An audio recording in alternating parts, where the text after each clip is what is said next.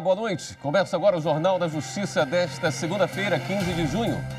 Autoridades e instituições se mobilizam contra ataques sofridos pelo Supremo Tribunal Federal. Na noite do último sábado, um grupo de pessoas atirou fogos de artifício em direção ao prédio do STF. Confira os destaques de hoje. Presidente da Corte, ministro Dias Toffoli, afirma que o Supremo jamais se sujeitará a nenhum tipo de ameaça. Ex-presidentes da República rechaçam agressões e manifestam apoio ao STF. Ministro Alexandre de Moraes autoriza a prisão de ativista Sara Giromini e mais 5 pessoas.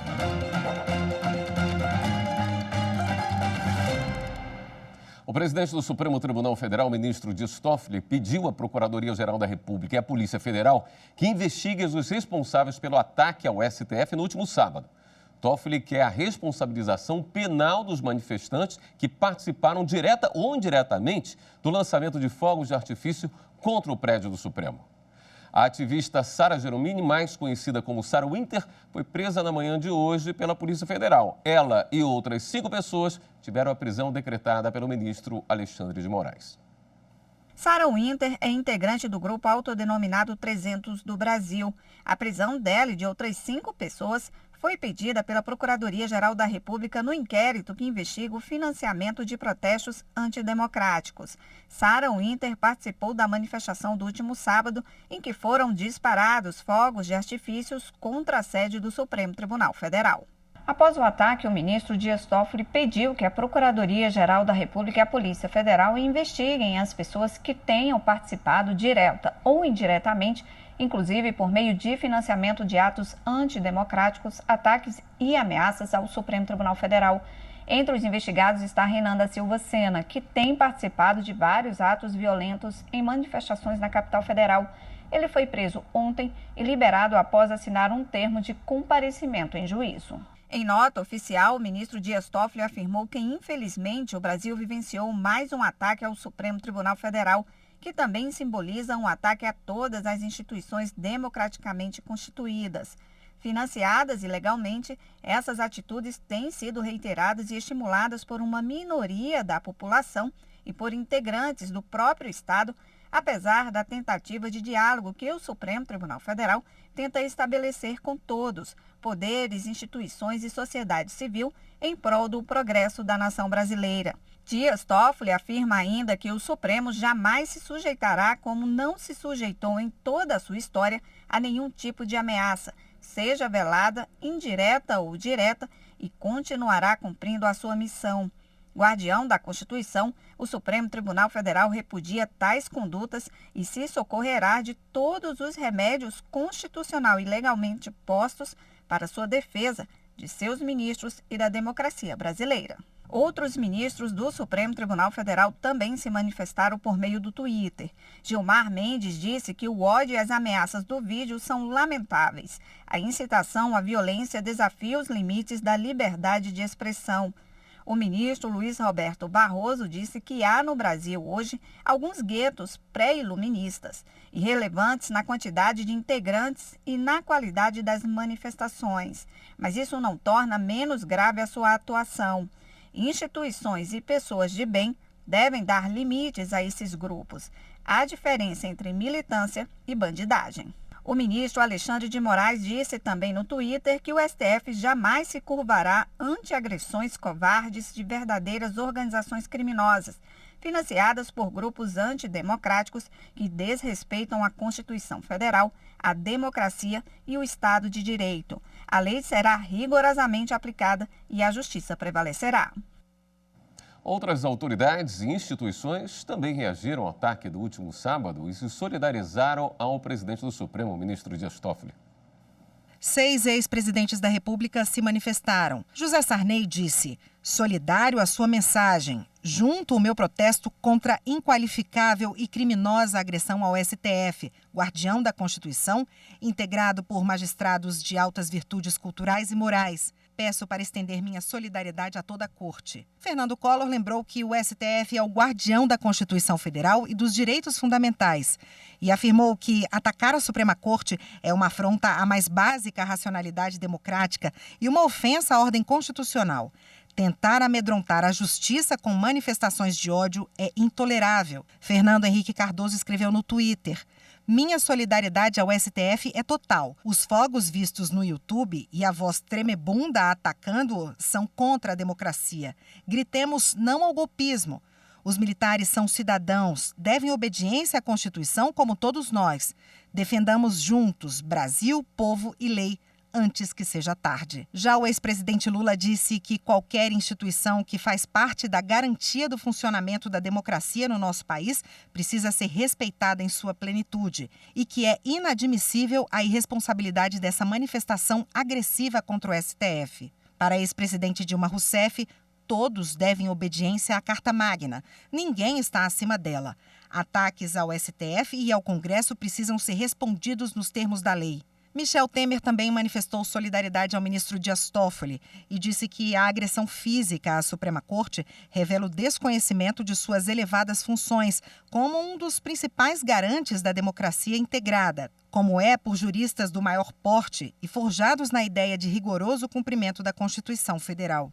O Conselho dos Tribunais de Justiça, que é formado por presidentes e ex-presidentes de tribunais, afirmou que o ataque é incompatível com o regime democrático e atinge todo o poder judiciário brasileiro de maneira inaceitável. A Associação dos Juízes Federais repudiou a agressão contra o Supremo por um pequeno grupo de vândalos e externou apoio aos ministros da Suprema Corte que foram ofendidos no que chamou de ato criminoso e antidemocrático. O Conselho Federal da Ordem dos Advogados do Brasil e o Colégio de Presidentes dos Conselhos Seccionais da OAB também repudiaram o ataque.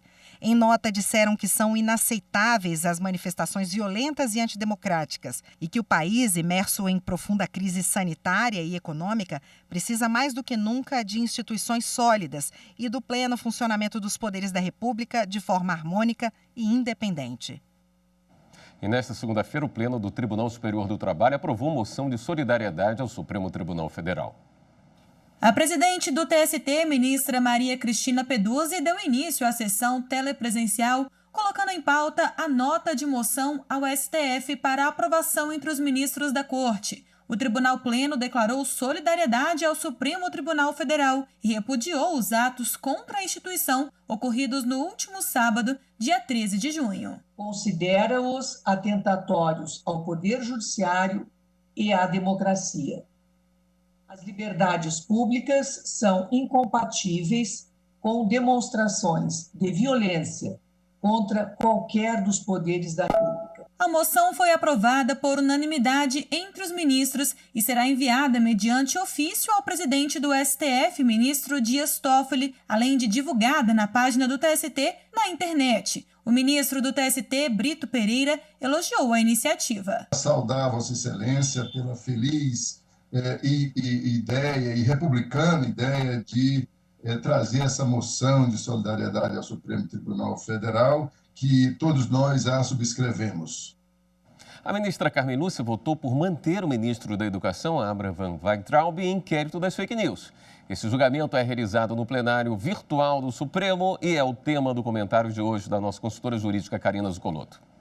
Olá, boa noite. E na segunda-feira é dia de trazermos algumas informações sobre os julgamentos virtuais que acontecem no Supremo e cuja semana foi iniciada na sexta-feira, dia 12 de junho, e prossegue até o dia 19. Na sexta-feira foi dado início ao julgamento de um habeas corpus apresentado pelo ministro da Educação, Abraham Weintraub, em que pede ao ministro Edson Fachin, relator desse habeas corpus, a sua exclusão como investigado naquele inquérito das fake news, que está sob a relatoria do ministro Alexandre de Moraes. Segundo o ministro da Educação, não haveria qualquer tipo de relação às supostas ofensas ou ameaças dirigidas aos ministros do Supremo com o objeto daquele inquérito das fake news. E ainda argumenta que a liberdade de manifestação de expressão é um direito fundamental previsto na Constituição, no artigo 5º, e ainda diz: o próprio Procurador-Geral da República já pediu o arquivamento deste inquérito e que, portanto, ele deve ser excluído como investigado. O ministro Edson Fachin já proferiu seu voto pelo não conhecimento deste habeas corpus, dessa ação de natureza constitucional. Isso porque existe uma súmula no Supremo que diz que não é cabível o habeas corpus quando ele tiver uma natureza recursal contra o ato do relator. E o ministro Edson Fachin entendeu que ele está sendo proposto justamente dentro dessa perspectiva. Hoje, votou também a ministra Carmen Lúcia no mesmo sentido do relator, no sentido de que esse habeas corpus não deve prosseguir, não é uma medida cabível e adequada para aquele pedido feito pelo ministro da Educação. O julgamento ainda não foi finalizado. Assim que tivermos notícias, a gente traz em primeira mão aqui para você na TV Justiça. E o senador Randolfo Rodrigues pediu ao Supremo Tribunal Federal a prisão temporária ou preventiva do ministro da Educação, Abraham Weintraub. A solicitação foi feita no inquérito das fake news que investiga ofensas e ataques a ministros da Corte. De acordo com o parlamentar, o ministro da Educação reforçou ataques feitos contra o Supremo ao participar de protesto nesse domingo. Randolfo também solicitou o afastamento imediato do ministro do comando da pasta e a realização de busca e apreensão de celulares e computadores de Weintraub. O relator do pedido é o ministro Alexandre de Moraes. E a seguir, a Procuradoria-Geral da República pede investigação de invasões a hospitais que tratam da Covid-19. Voltamos já.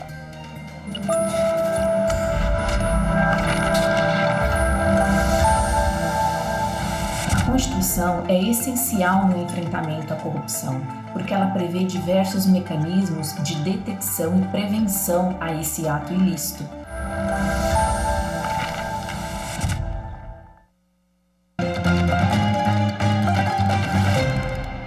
O Procurador-Geral da República, Augusto Aras, pediu aos chefes dos Ministérios Públicos Estaduais que abram investigação sobre casos de invasão a hospitais e ofensas contra profissionais da saúde. A solicitação foi feita aos Ministérios Públicos do Distrito Federal e São Paulo.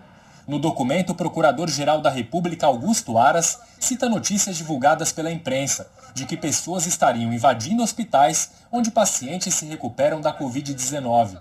Na capital paulista, a invasão teria ocorrido no hospital de campanha do AMB.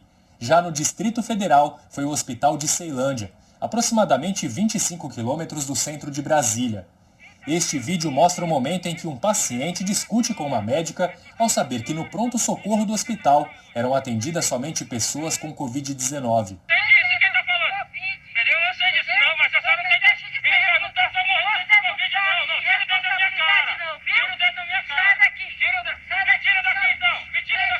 Ao pedir a apuração sobre os autores e os motivos das invasões, o Procurador-Geral da República afirmou que invadir hospitais pode resultar em responsabilização criminal e disse que os atos podem se tornar um risco à integridade física dos profissionais de saúde que combatem a crise sanitária.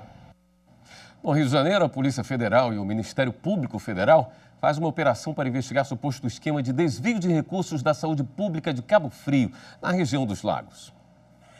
Foram mobilizados 90 agentes da Polícia Federal e 15 da Controladoria Geral da União. O objetivo é cumprir 30 mandados de busca e apreensão nas cidades de Cabo Frio, São João de Meriti, Nova Iguaçu, Miracema, na capital do estado do Rio e em Serra, no Espírito Santo. A operação investiga desvios de recursos nas áreas da saúde e do combate à pandemia na região dos Lagos. Segundo o Ministério Público, a investigação começou antes da pandemia, com a apuração de licitações e contratos para a realização de exames laboratoriais. Com a colaboração da Controladoria Geral da União, a Força-Tarefa passou a inspecionar a aquisição e a distribuição de remédios. O esquema teria causado um prejuízo de mais de 7 milhões de reais aos cofres públicos. A Polícia Civil de São Paulo cumpriu nesta segunda-feira mandados de busca e apreensão em 4 cidades do estado. A operação foi por suspeitas de fraudes na contratação de uma empresa para administrar um hospital de campanha construído em Mauá para atendimento dos doentes do novo coronavírus. Os mandados de busca e apreensão foram cumpridos pela Polícia Civil na capital São Paulo e nos municípios de Mauá, Barueri e Jundiaí, no interior do estado. Os alvos da operação são o prefeito de Mauá, Átila César Monteiro Jacomuzzi, o secretário de saúde do município, Luiz Carlos Cesarim, e os empresários Jéssica Alves Pontes Belo, presidente da Atlantic Transparência e Apoio à Saúde Pública, e Gilberto Alves Pontes Belo, da mesma empresa. Os 4 são investigados por suposta associação para os crimes de falsidade ideológica e lavagem de dinheiro, além de outras tipificações previstas na Lei de Licitações. A fraude teria ocorrido no processo de contratação emergencial da organização social para administrar e operar o hospital de campanha construído para o atendimento de pacientes da Covid-19. O valor da contratação foi de R$ 3.300.000 por 90 dias. De acordo com o MP paulista, na época da contratação da Atlantic pela Prefeitura de Mauá, a empresa sequer teria em seus quadros diretor ou pessoal administrativo ligado à área de saúde. A operação foi deflagrada pela Procuradoria-Geral de Justiça do Estado com apoio do Grupo de Atuação Especial de Combate ao Crime Organizado do Ministério Público Paulista. Com o avanço do novo coronavírus, a comarca da região metropolitana de Curitiba, no Paraná, suspendeu manifestações com aglomeração de pessoas. Vamos ver os detalhes com a repórter Viviane Novaes. A decisão liminar prevê multa de R$ 10.000 aos organizadores de protestos e de R$ 1.000 para manifestantes. A suspensão das manifestações foi um pedido da Procuradoria-Geral do município para evitar a aglomeração de pessoas no momento em que os casos da Covid-19 aumentam em Curitiba. Segundo a Secretaria Estadual de Saúde, a capital registra 1.777 casos confirmados e 78 mortes. A medida da Justiça vale até a próxima segunda-feira, mas pode ser prorrogada dependendo aí da situação da pandemia. A Justiça também proibiu a montagem de estruturas e acampamento nas ruas, calçadas, praças e outros espaços públicos sem autorização prévia. Neste caso, a multa prevista é de R$ 10.000 por dia. Já são 43.959 mortes causadas pelo novo coronavírus no Brasil. De acordo com o boletim divulgado há pouco pelo Ministério da Saúde, são 888.271 casos confirmados da doença. Ainda sobre o novo coronavírus, mas agora sobre a sua repercussão no Judiciário, o Supremo Tribunal Federal já proferiu mais de 3.000 decisões em processos relacionados à Covid-19. A gente detalha isso no painel sobre a doença que você encontra no site do STF. Veja aqui, 3.101 processos com 3.002 decisões. Esse número pode ser, inclusive, maior do que esse em algumas situações, porque o número de decisões não precisa ser exatamente o número de processos, pode haver mais de uma. A gente lembra que para acessar essas informações, basta você entrar no site stf.jus.br e clicar no painel de ações Covid-19. Os dados são atualizados automaticamente de 5 em 5 minutos. E no próximo bloco, Justiça Federal aceita a denúncia da Força Tarefa Lava Jato contra ex-senadores Romero Jucá e Waldir Raupp. Em instantes.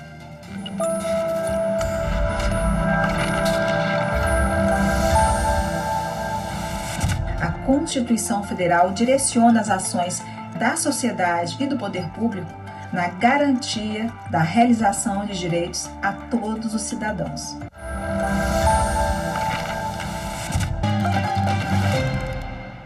A Justiça Federal no Paraná aceitou denúncia apresentada pela Força Tarefa da Lava Jato contra os ex-senadores Romero Jucá e Waldir Raupp. Eles e mais 4 réus vão responder por corrupção e lavagem de dinheiro. De acordo com o Ministério Público, as empresas NM Engenharia e Odebrecht Ambiental pagavam propina aos acusados por contratos com a Transpetro, uma subsidiária da Petrobras. Segundo denúncia, entre 2008 e 2012, mais de R$ 2 milhões foram pagos em vantagens indevidas na forma de doações eleitorais para os ex-senadores e outros políticos do MDB. Superior Tribunal de Justiça confirma recebimento de denúncia contra ex-prefeito que atrasou prestação de contas. A terceira sessão do STJ rejeitou embargos de divergência apresentados pelo ex-prefeito de Pau dos Ferros, Leonardo Nunes Rego, e manteve a decisão que determinou o recebimento da denúncia por crime de responsabilidade em razão de atrasos recorrentes na prestação de contas do município. O Tribunal de Justiça do Rio Grande do Norte havia rejeitado a denúncia por considerar que as contas atrasaram, mas foram apresentadas. Decisão que foi reformada pela 6ª turma do STJ. A defesa recorreu, alegando que o entendimento divergiu de 2 julgados da Corte, nos quais se entendeu que o mero atraso da prestação de contas, quando não houver lesão à moralidade administrativa ou aos recursos públicos, não configura crime de responsabilidade. O relator, ministro Ribeiro Dantas, no entanto, destacou que, no caso do ex-prefeito, os atrasos aconteceram reiteradamente e sem justificativa durante os 4 anos em que ele esteve no cargo, diferentemente do que ocorreu nos casos citados pela defesa. Por conta disso, o atraso na prestação de contas configura crime e o eventual prejuízo da conduta terá de ser apurado durante a instrução do processo. O ministro Luiz Fux, do Supremo Tribunal Federal, enviou para a manifestação da Procuradoria-Geral da República notícia crime contra o deputado federal Daniel Silveira, do PSL do Rio de Janeiro. Segundo o pedido feito pela deputada federal Gleice Hoffmann, do PT do Paraná, Daniel Silveira teria cometido incitação e apologia ao crime. No documento, a parlamentar explica que o deputado teria gravado e publicado em suas redes sociais um vídeo proferindo ameaças com um alto grau de violência contra manifestantes antifascistas que estão organizando atos em todo o país em defesa da democracia. Você vai conhecer agora como é o dia a dia de um oficial de justiça. O trabalho é solitário e muitas vezes arriscado. É preciso jogo de cintura e paciência para enfrentar situações difíceis e inesperadas. Uma vida toda dedicada à profissão. Já são 26 anos de trabalho e muitos desafios enfrentados como oficial de justiça avaliador do TRT de Goiás. Valmir é responsável por entregar pessoalmente os mandados judiciais do tribunal.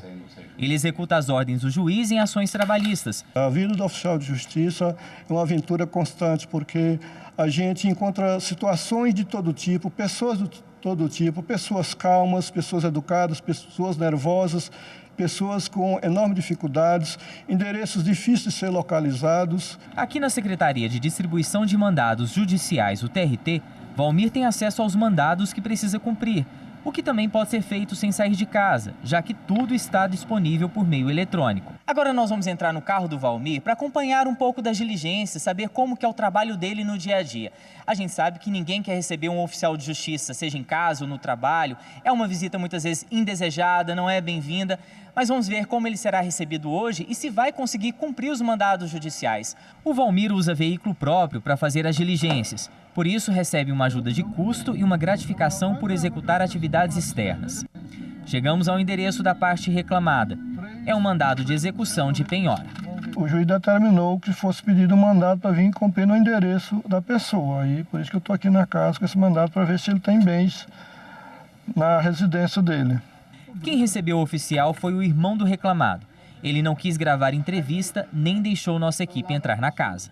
A diligência foi negativa, porque eu estava com a ordem de penhora contra um devedor aqui na residência. Porém, é uma residência simples e que só tem bens impenhoráveis segundo o Código de Processo Civil e a Lei de Bem de Família, com aqueles bens essenciais a uma vida média, comum.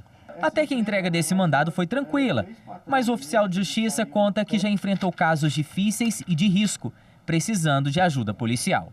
Era para penhorar R$30 mil na bilheteria. E era à noite, né? A partir das 22 horas. Eu inicialmente convidei um colega para ir comigo, para me dar um apoio. E chegando lá, o proprietário da empresa opôs resistência e eu solicitei o aforzo policial. E após muitas negociações, eu consegui resolver a diligência, fiz a penhora do dinheiro. Mas a polícia foi fundamental, porque sem ela eu não teria conseguido fazer a penhora. Para ser oficial, tem que ter equilíbrio emocional, paciência e muito jogo de cintura. O oficial de justiça ele é um pouco conciliador, ele é um pouco psicólogo, ele é um pouco assistente social. O oficial de justiça ele precisa ter técnicas de abordagem, ele precisa ter tranquilidade. Então, assim, não é um profissional que pode ser substituído. A função do oficial de justiça em si, essa é milenar. Na Bíblia você encontra passagens que falam sobre o oficial de justiça. Para ser oficial de justiça é necessário ser bacharel em Direito e aprovado em concurso público. Atualmente, o TRT-18 possui 45 oficiais que atendem Goiânia e Aparecida, sem contar as varas do interior. Mesmo com todas as dificuldades, Valmir é feliz na profissão. Eu me sinto realizado com o trabalho de oficial de justiça. Eu acho que o segredo do êxito de qualquer trabalho é você gostar daquilo que se faz. A gente esclarece que essa reportagem que você acabou de acompanhar foi produzida antes do início da pandemia aqui no Brasil. Por isso você viu que repórter e personagens estavam sem a utilização da máscara. Esta edição do Jornal da Justiça fica por aqui. Para você, uma boa noite e até amanhã.